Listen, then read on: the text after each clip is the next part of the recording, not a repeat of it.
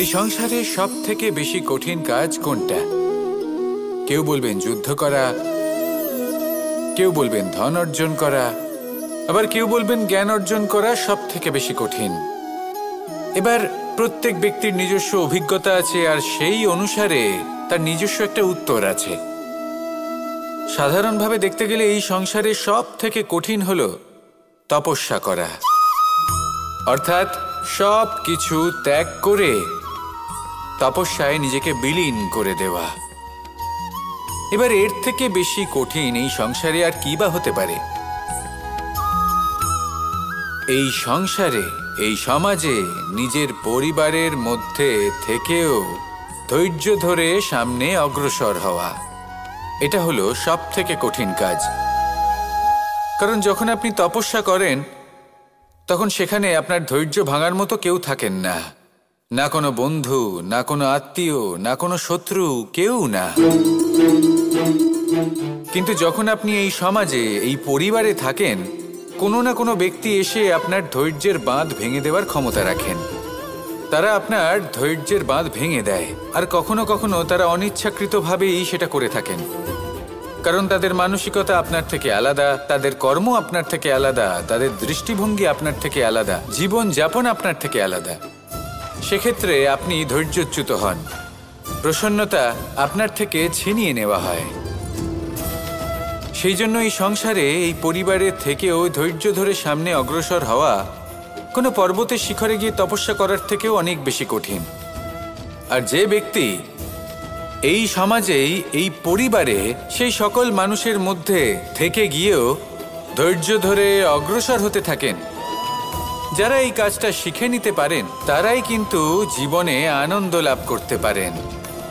এই ধৈর্যই শেষে আপনার জীবনে প্রসন্নতা বহন করে আনবে। তাই ধৈর্য ধরে জীবনের পথে অগ্রসর হন, আর আমার সাথে ভালোবেসে বলুন, রাধা রাধা। এই জীবনে তিনটি গুরুত্বপূর্ণ শব্দ আছে যা বোঝা আমাদের কাছে খুব গুরুত্বপূর্ণ, এবং এই তিনটি শব্দের নিজস্ব অর্থ আছে। প্রথম হলো সঙ্গবদ্ধতা, অর্থাৎ একসাথে মিলে কাজ করতে হবে, একসাথে মিলে পরিশ্রম করতে হবে, সামনে এগোতে হবে। এরকম করতে পারলে আপনার শক্তি বৃদ্ধি পাবে, আপনার ক্ষমতা বৃদ্ধি পাবে, আপনি এগোতে পারবেন এবং অনেক দূরে যেতে পারবেন। দ্বিতীয় হলো আত্মবিশ্বাস। হেরে যাওয়া বস্তুও আবার জিতে নিতে পারবেন। যদি আপনার নিজের আত্মবিশ্বাস থাকে তাহলে আপনি কখনো পরাজিত হবেন না। এবং তৃতীয় হলো অহংকার। জয়লাভ করার পরেও কিন্তু এটা আপনাকে পরাজিত করতে পারে। সেই জন্য জীবনে সঙ্গবদ্ধ হন, আত্মবিশ্বাস রাখুন, কিন্তু কখনোই অহংকার করবেন না। এই অহংকার আপনার থেকে সব কিছু কেড়ে নিতে পারে। এই অহংকারের জন্যই মথুরাপতি কংস নিজের পতনের দিকে অগ্রসর হয়েছিলেন। এই অহংকারকে ত্যাগ করুন, আর আমার সাথে ভালোবেসে বলুন, রাধা রাধা। আমরা যখনই কোনো গাছের চারা রোপণ করি তখন সবার আগে পরীক্ষা করে দেখি যে যেখানে আমরা চারা রোপণ করতে চলেছি সেখানকার মাটি আদৌ উর্বর কিনা, সেই মাটি সেই চারাকে বাড়তে সাহায্য করবে কিনা। যখন একটা চারা রোপণের আগে আমরা এত কিছু ভাবতে পারি, তাহলে কাউকে বিশ্বাস করার আগে আমরা কেন ভাবি না? জীবনে কখনো এই বিশ্বাসরূপী চারা কোথাও রোপণ করার আগে বোঝার চেষ্টা করুন যে যার ওপর আপনি বিশ্বাস করতে চলেছেন সে কি আদৌ আপনার বিশ্বাসের যোগ্য কি না। ভেবে দেখুন সেই ব্যক্তি ভবিষ্যতে গিয়ে আপনার বিশ্বাস ভাঙতে পারে কি না। এটাও ভেবে দেখুন যে যাকে আপনি বিশ্বাস করতে চলেছেন তাকে আপনি বিশ্বাস করলে নিজের জীবনের উদ্দেশ্যে আপনি অগ্রসর হতে পারবেন কি না। আর তার জন্য প্রয়োজন সঠিক সিদ্ধান্ত, পরখ করা, কোনটা উচিত কোনটা অনুচিত সেটা বোঝা। আর তাতে কিন্তু আপনি সন্দেহবাতিক হবেন না, তাতে আপনি আরো নিপুণ হয়ে উঠবেন।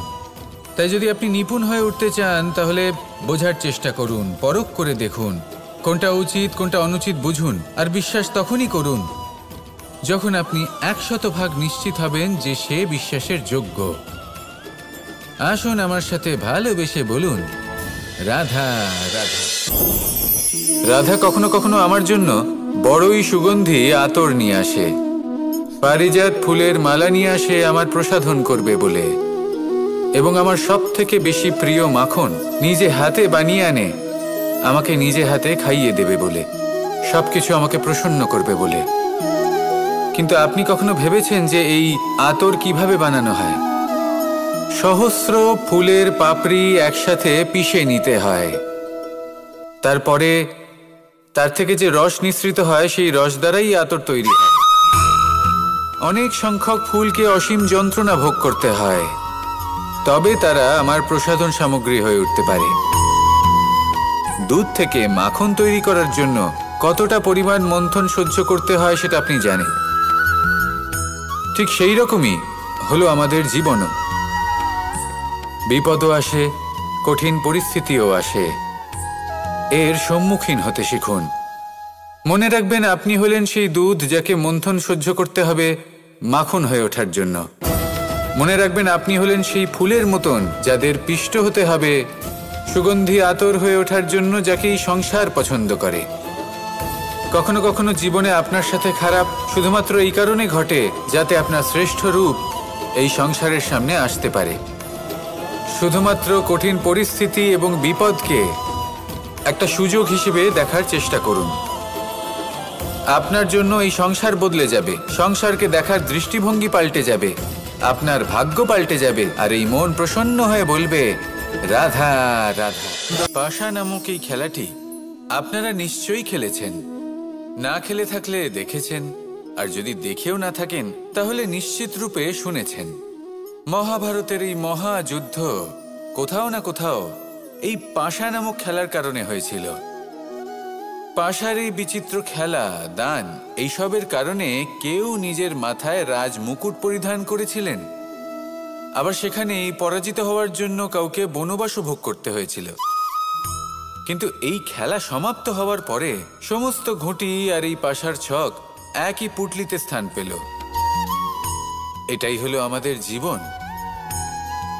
এই সংসারে আমরা জয় পরাজয়ের বিষয়ে এতটাই ভাবি, এত চিন্তা করি যে এই জীবনের খেলার আনন্দটাই উপভোগ করতে পারি না। আর অবশেষে কি হয়? কেউ জয়ী হন, কেউ পরাজিত হন, কিন্তু দুজনেই একই স্থানে পৌঁছে যান। প্রত্যেক ব্যক্তি মৃত্যুর পরে একটি নির্দিষ্ট স্থানেই পৌঁছতে বাধ্য, কিন্তু ততক্ষণ এই জীবন, এই খেলা, তার আনন্দ উপভোগ করুন। এই সংসারে সেই ব্যক্তি শ্রেষ্ঠ স্থানে পৌঁছতে পেরেছেন যিনি এই সংসারকে প্রকাশ প্রদান করেছেন, যিনি কখনো জয় পরাজয় এ বিষয়ে ভাবেননি, শুধু এই জীবনের খেলার আনন্দ উপভোগ করেছেন।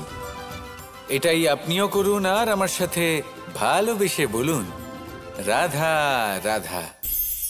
প্রত্যেক মানুষ নিজের জীবনে দুঃখ অনুভব করেন। প্রত্যেকের দুঃখ আলাদা হতে পারে। কারোর মনে এই দুঃখ থাকে যে সে তার বাবা মায়ের সব ইচ্ছে পূরণ করতে পারেননি। কেউ এটা ভেবে দুঃখ পান যে সে চিরকাল সদাচার করেছেন, সৎকর্ম করেছেন, কিন্তু তাও তাকে দুরাচারী বলে মনে করা হয়। কেউ এটা ভেবেও দুঃখ পান যে তার সামনে যে ব্যক্তি রয়েছেন তার চোখে তিনি শত্রু হয়ে উঠেছেন বা দুষ্ট হয়ে উঠেছেন, যেখানে তিনি হয়তো কোনো অনুচিত কাজই করেননি। এবার এই সমস্ত বিষয় নিয়ে ভেবে নিজের ব্যক্তিত্ব নিয়ে সন্দেহ প্রকাশ করবেন না। যদি নিজের ব্যক্তিত্ব নিয়ে কোনো সন্দেহ থেকে থাকে তাহলে কর্ম সংক্রান্ত প্রশ্ন করুন যে আপনি যা করেছেন তাতে কি উচিত ছিল, কি অনুচিত ছিল। যেটা প্রয়োজন সেটা এটা বোঝার যে আপনার অন্তর্মন, আপনার বিবেক আপনাকে কি বলছে, আর আপনার অন্তর্মন আর আপনার বিবেক আপনাকে যেটা করতে বলবে শুধু সেটাই করুন।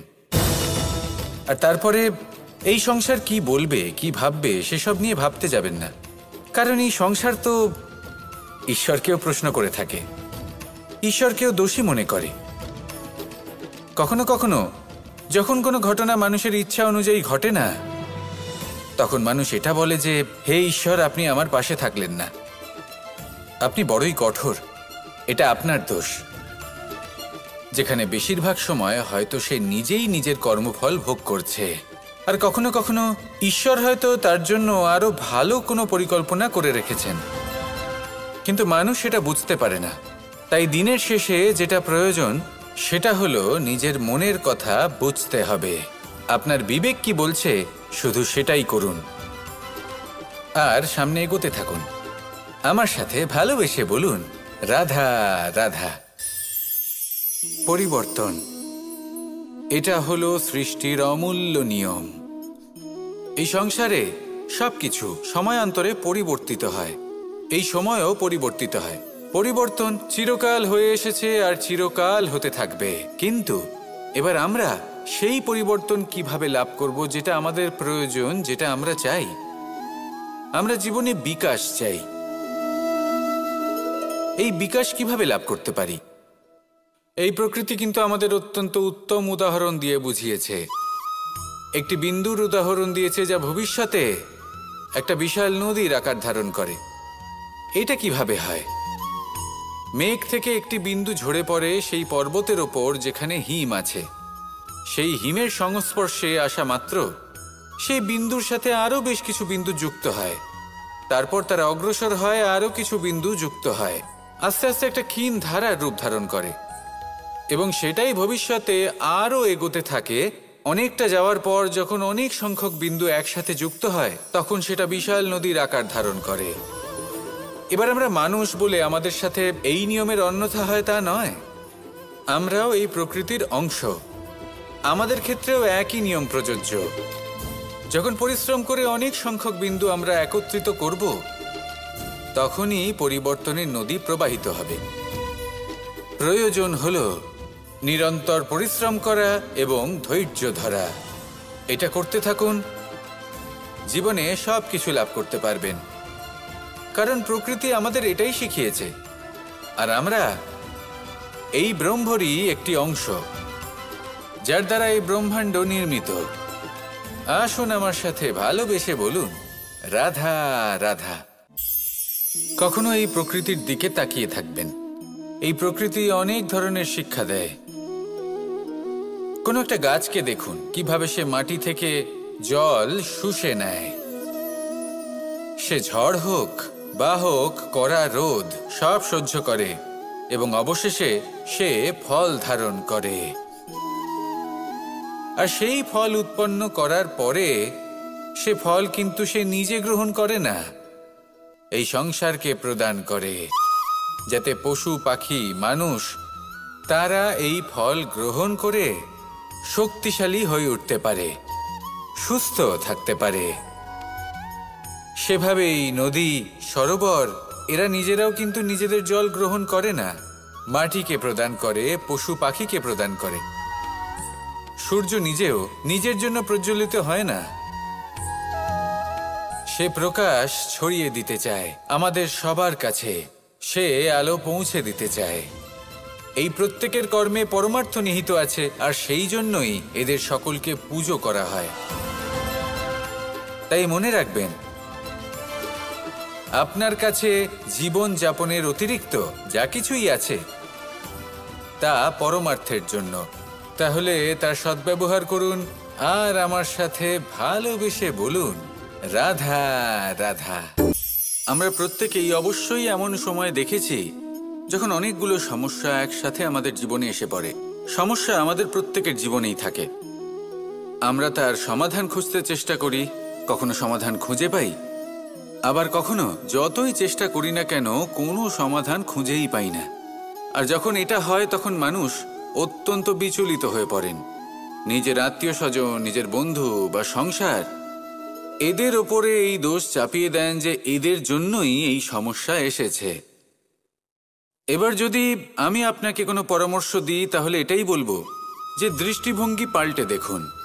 এই দৃষ্টিভঙ্গি দিয়ে দেখুন যে এই সংসারে যে সমস্যাই আসুক না কেন তার জন্য কেউ দোষী নয়, না আপনি না অন্য কেউ।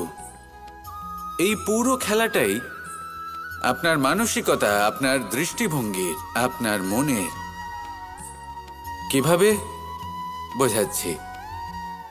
যখন আমাদের মন শক্ত থাকে তখন কঠিন থেকে কঠিনতর পরিস্থিতিও আমাদের জীবনে খুব বেশি হলে প্রতিস্পর্ধা হয়ে থেকে যায়। সেখানে যদি আমাদের মন দুর্বল থাকে, তখন অল্প কঠিন পরিস্থিতিও আমাদের কাছে খুব বড় সমস্যা হয়ে যায়, তাই না? একটা শক্ত মন কঠিন পরিস্থিতিকে প্রতিস্পর্ধা হিসেবে দেখে আর তার মধ্যে ওটা সুযোগ খুঁজে নেয়। আমাদের শুধু এটাই করতে হবে। এই সংসারে অন্য কাউকে দোষী মনে করলে আপনার সমস্যা দূর হয়ে যাবে না। সেই জন্য এই সংসারকে দোষ দেওয়ার বদলে এই সমস্যার মূলে চলে যান, সেটাকে বুঝুন, নিজের এই মনকে শক্ত করে তুলুন। যদি আপনার মন শক্তিশালী হয়, তাহলে এই সংসারে অনেক বড় বড় কঠিন থেকে কঠিনতর পরিস্থিতিও যদি আসে, আপনার জীবনে যতই বড় বড় সমস্যা আসুক না কেন, আপনার লক্ষ্য লাভে বাধা দিতে পারবে না। আসুন আমার সাথে ভালোবেসে বলুন, রাধা রাধা।